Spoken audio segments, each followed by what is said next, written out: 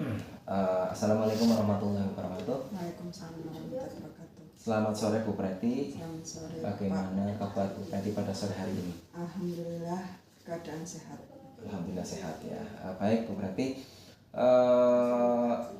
Apa yang ingin Anda kembangkan di kompetensi mana di kegiatan coaching? Saya ingin yang dikembangkan itu berkaitan dengan pertanyaan berbobot, Pak. Pertanyaan berbobot ya. Ya. Selanjutnya bagaimana yang Ibu inginkan untuk saya amati Bu? Bagaimana saya bisa menyampaikan ke coach pertanyaan-pertanyaan yang berbobot, Pak. Tentang pertanyaan berbobot. Ya. Untuk pertanyaan ketiga Bu berarti, bagaimanakah penilaian Ibu sendiri terhadap apa yang akan kita kembangkan pada pertemuan hari ini? Yang jelas berkaitan dengan pertanyaan berbobot ya Pak, karena saya merasa saya masih kurang dalam membuat pertanyaan berbobot itu Pak. Berbobot, ya.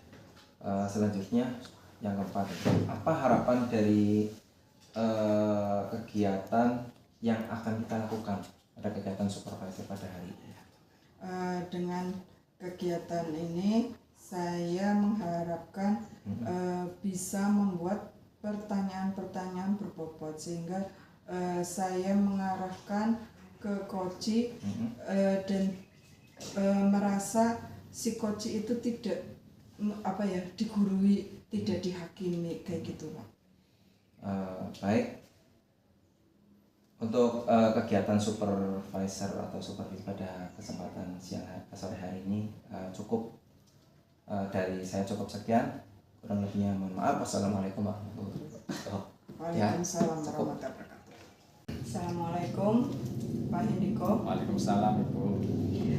Bagaimana kabarnya? Alhamdulillah baik. Nah, kita akan mengadakan kegiatan percakapan coaching dengan menggunakan alur tirta. Baik.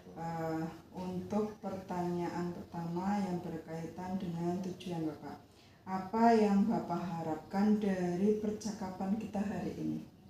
Yang ingin saya harapkan dari percakapan kita hari ini adalah saya menemukan solusi dari permasalahan yang saya hadapi, antara lain tentang pemahaman profil pelajar Pancasila. Maksud saya proyek penguatan profil pelajar Pancasila atau yang biasa kita sebut P5. Terus terang saya merasa masih bingung, kemudian dan juga asal-asalan Bu dalam P5. Nah, untuk identifikasi apa saja faktor yang menyebabkan Bapak merasa butuh lebih dalam, lebih mendalami tentang P5 itu? Menurut saya itu masih bingung konsep P5 yang benar itu seperti apa. Kemudian kesulitan dalam perencanaan P5, membuat modul project itu masih copy paste Bu, download dari internet kemudian saya pakai. Ternyata tidak sesuai. Kemudian kesulitan dalam menyusun instrumen penilaian project.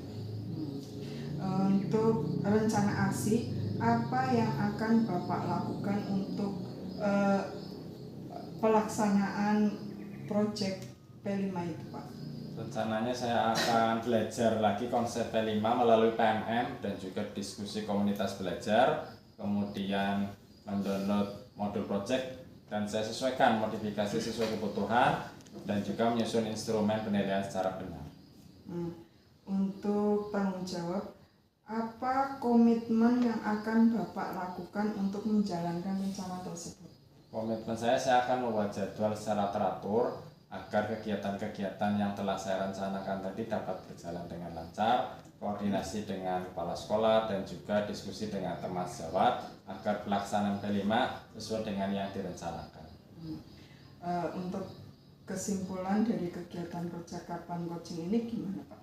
Menurut saya untuk mempraktekkan P5, langkah awalnya adalah memahami konsep P5 itu secara benar dulu, kemudian koordinasi, kemudian diskusi juga dengan teman sejawat, membuat modul project secara benar, dan juga membuat instrumen penilaiannya, dan seterusnya nanti ada koordinasi lagi dengan kepala sekolah dan juga tim P5 agar berjalan sesuai dengan apa yang telah direncanakan.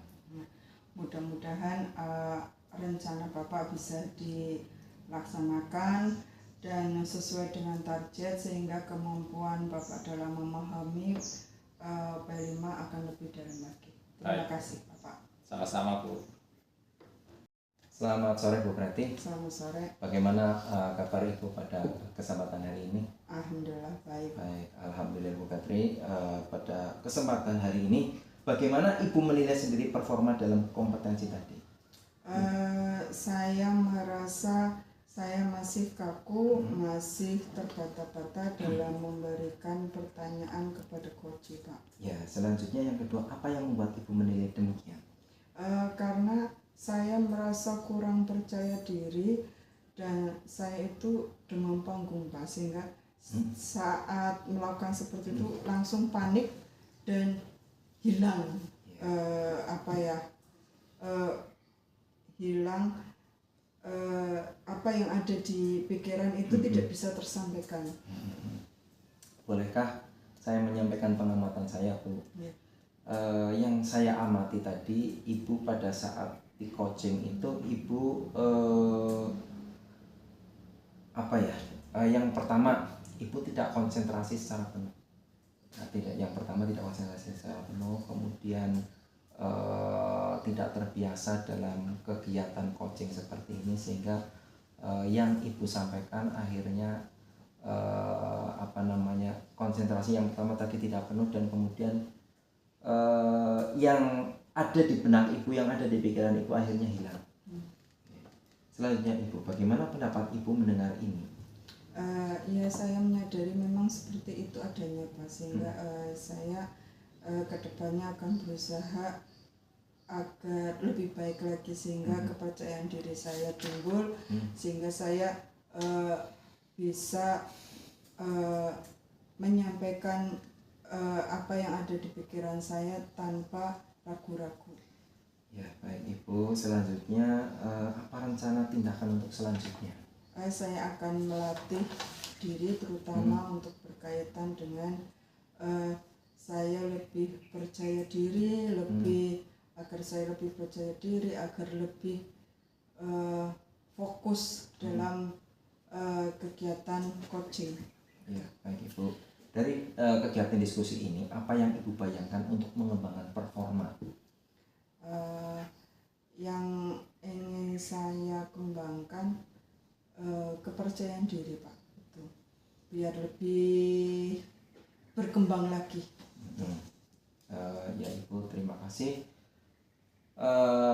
Itu saja dari kegiatan pada sore hari ini. Intinya yang pertama adalah dari hasil pengamatan tersebut, Ibu yang pertama harus konsentrasi penuh, harus present kehadiran secara penuh, dan ketika dilaksanakan coaching perlu latihan. Artinya perlu dilaksanakan secara kontinu agar yang Ibu sampaikan, yang Ibu jawab itu dapat menghasilkan sesuatu yang lebih baik lagi bagi diri Ibu sendiri. Dari saya cukup sekian saja, kurang lebihnya mohon maaf. Assalamualaikum warahmatullahi wabarakatuh. Waalaikumsalam warahmatullahi wabarakatuh.